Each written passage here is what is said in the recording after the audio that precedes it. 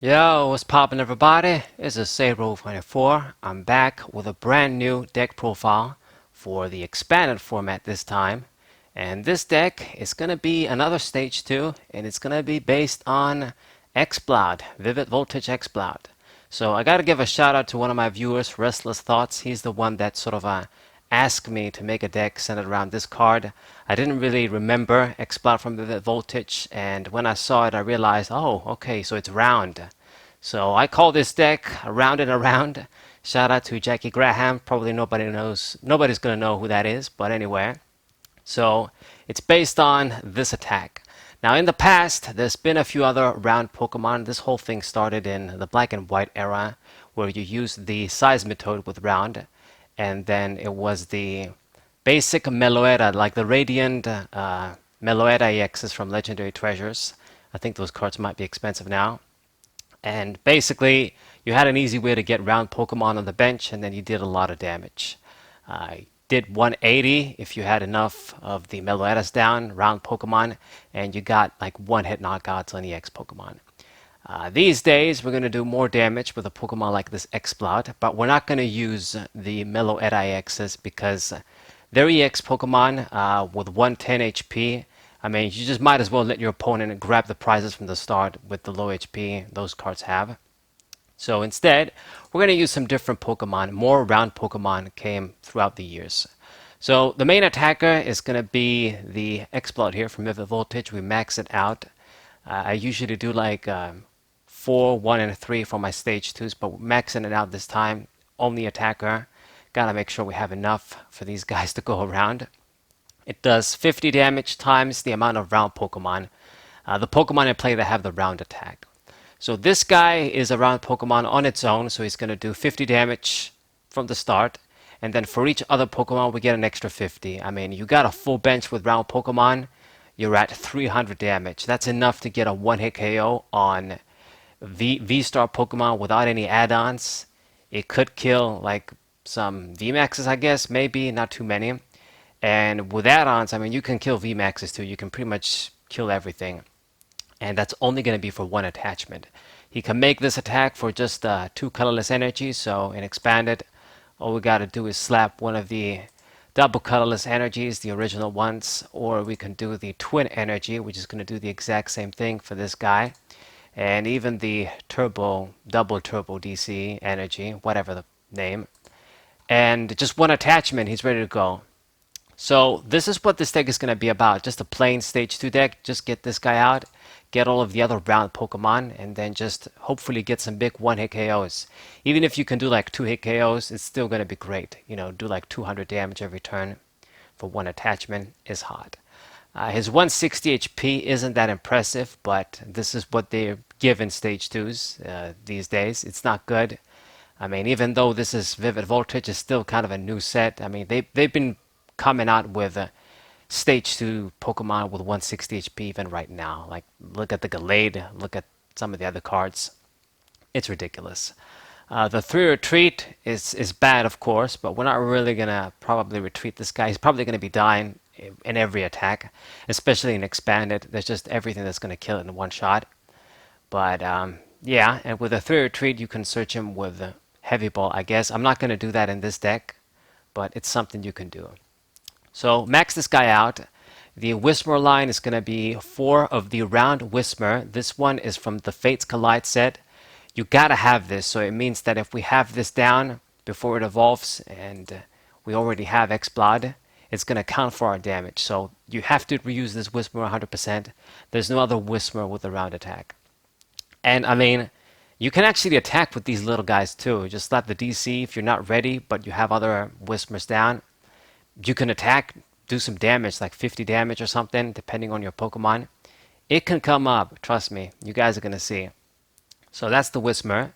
And then for the one Loudred, it's going to be the one from Vivid Voltage because it has round. It's going to do times 20. So I guess it's a little bit better than the Whismur, but it's still just going to max out at 120. If we have a full bench, that's not so great. It's an option though, so gotta have it. We have it for the round once again. So if I evolve into this stage 1, it counts as a damage bonus for my main guy. Okay. And then for the other round Pokemon, we're actually going to run these Timpoles. Yeah, Timpole, Timepole. I think it's Timpole, how you say it. This one is from the Breakpoint set. Once again, quite old XY era. It has the round attack, so it's going to count for our bonus damage. So I opted to run this Pokemon as opposed to Mellow EXs or just anything else.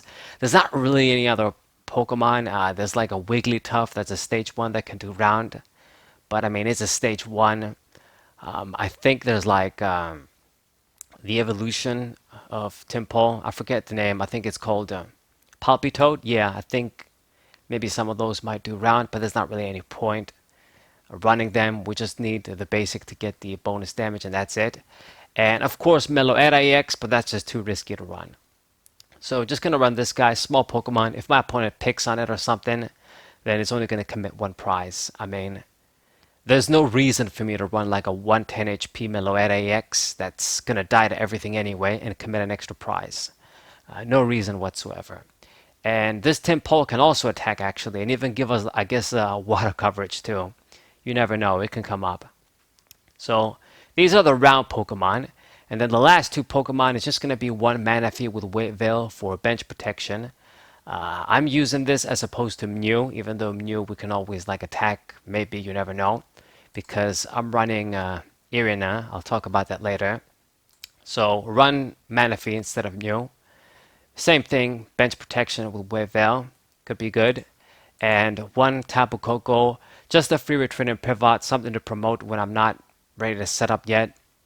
Could be a decoy, could draw us some cards with a lure, you never know. You probably don't want to do this, but you never know.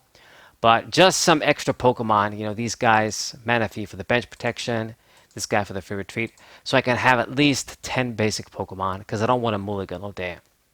That's the point. So these are all the Pokemon, pretty simple line. Trainer cards, the ace pick of choice is going to be Computer Search. Not really anything that's better for us to run.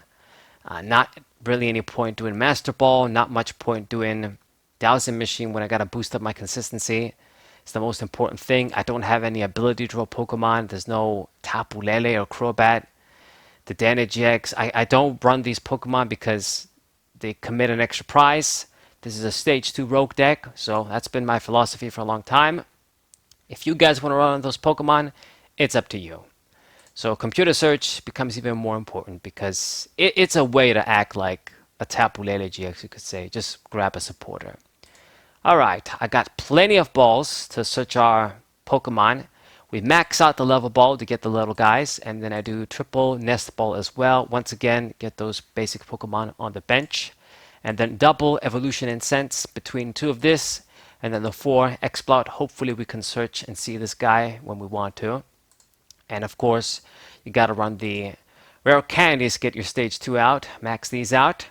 And the typical text that I usually run, the double V Seeker, Supporter Recovery, the 1 switch for switching, and then I also do 1 float stone for an additional switching outlet. Never know, this can be something.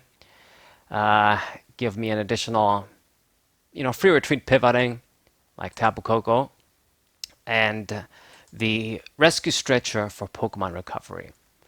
Now, technically, you could do something like the rescue carrier, I think it's the name, the one that grabs 2 small Pokemon, 90 HP or less, and you get them in hand.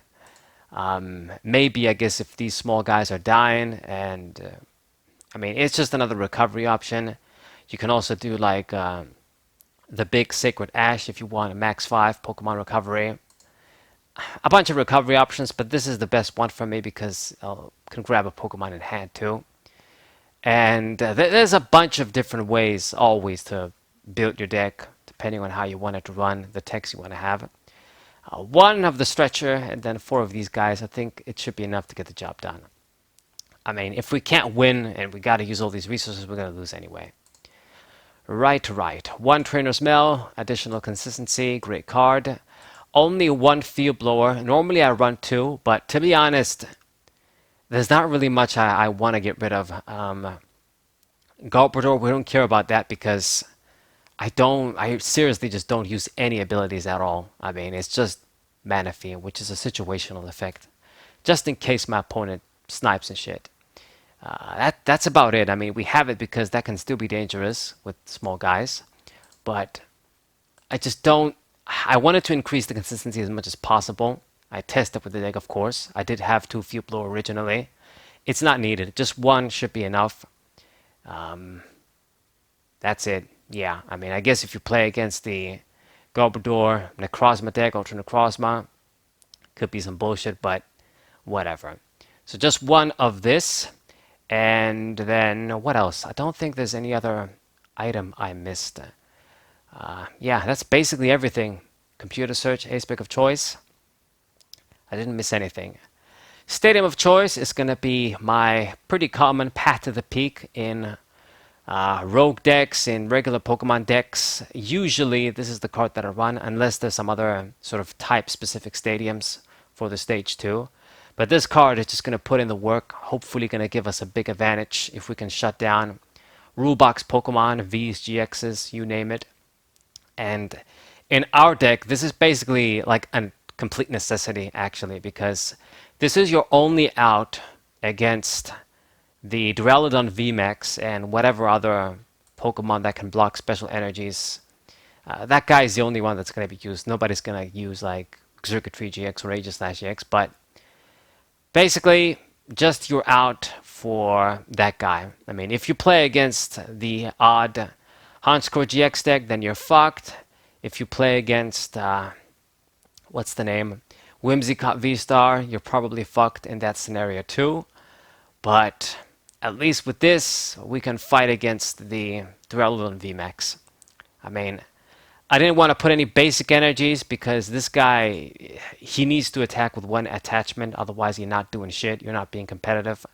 That's the reality for these regular Pokemon. So that's why it's all of these double DC energies. And that's it. Yeah. One attachment, attack. I can't afford to run basic energies, it's too slow. So Path to the Peak, triple, gonna put in some work. And then the last thing to talk about, the supporter cards, some standard stuff. Max out my Cynthia, and I do only one Juniper. I don't want to discard my candies, my stage 2s, my Pokemon, my resources, so this is why in a deck like this, I don't want to overfavor Juniper or all of her other clones. Just one, I recommend. Maybe you can do two if you really want to, but I don't think so. Just one is enough. We have other options for supporters and expanded. Just max out the Cynthia. It should be pretty effective still. I mean, great supporter.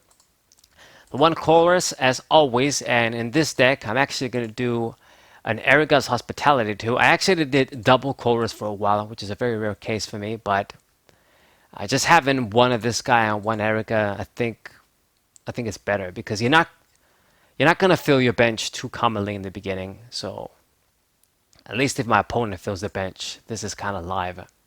Gonna net us some decent draw. I do the Schoolgirl as well. This is gonna give me a consistent 4 in the start of the game. So that's pretty good. Once again, I'd rather just do this, just have a little bit of variety as opposed to adding a second Erica or just something else. And then the 1N, of course, shuffle and draw, effective. We got the VS Seekers if we want to reuse it again. You could definitely just drop drop Erica, drop Schoolgirl, and just put more ends, even drop Irina and put more ends, but I want the other supporters. They're in there for a reason. Give me a little bit of different type of draw. And then the one Skyla, of course. You gotta have my Skyla. Get me anything, including a stadium, which Irina cannot get. And speaking of Irina, time to talk about this card. This bitch right here. So this card is Corina, basically, from Furious Fists, but for water Pokemon. You can grab an item, so it's going to be like a Skyla most of the time. And we also get a water Pokemon. So this is pretty good for me because it can function as a, versatile. Just grab any item card with Skyla. What she usually does, usually gets us like the candy or whatever. But in the early game, she can be used as a Pokemon fetcher too. It's going to grab me a water Pokemon, which is Timpole, and grab me like a nest ball so I can get like an additional Pokemon. So it becomes kind of like a Pokemon fan club, like a mini, I guess, Pokemon collector. You guys know what I'm talking about. Like Pokemon fan club, just grab two basic Pokemon sort of thing. Pretty good. So I'm keeping it. I mean, there's like 5 targets, more than enough. And this is why the Manaphy is in here, because this way I can actually search it, have an additional target. So that's pretty good. Have this sort of flexibility if we can, as opposed to Mew. And then the last supporter is the boss's orders, gonna win you the game. So that's basically the deck. I mean, energies, I've already touched upon them. You gotta run these DC energies for the one attachment attack. And this is what stage 2 Pokemon need if they even have the slightest chance to do anything. One attachment, high damage, put pressure. As soon as it dies, you can promote the other one attachment ready to go. It's your only way if you're going to do anything against the rule box Pokemon, because you're always dying in one shot with this sort of HP. Okay? We're not always going to be able to do like 300 damage because I have Manaphy and Tapu Koko. If they're on the bench, it means they steal a spot. I mean, I did think about maybe just dropping these guys and then put in Meloetas. So that means you're always, if you feel your bench, you're doing 300 damage. But Manaphy gives me utility. This guy gives me utility. And I just seriously don't want to put Meloetta. I mean, maybe if there was another round Pokemon that was just a small basic, like Timpole, I could have put that in instead of Tapu Koko, but there isn't. So that's why we run the deck the way we do. So I hope you guys enjoyed this deck profile. I did have quite a bit of fun with this deck actually and expanded. It's pretty nice. I mean, it's a simple stage 2 deck, and you just attack to high damage. Hopefully you get some wins if your opponent can't really deal with you, depending on the deck they're using. So that's pretty cool. Gonna show you guys matches as always. So hope you look forward to them. Subscribe to the channel, leave a like, share this video with your friends, and I'll see you guys next time. What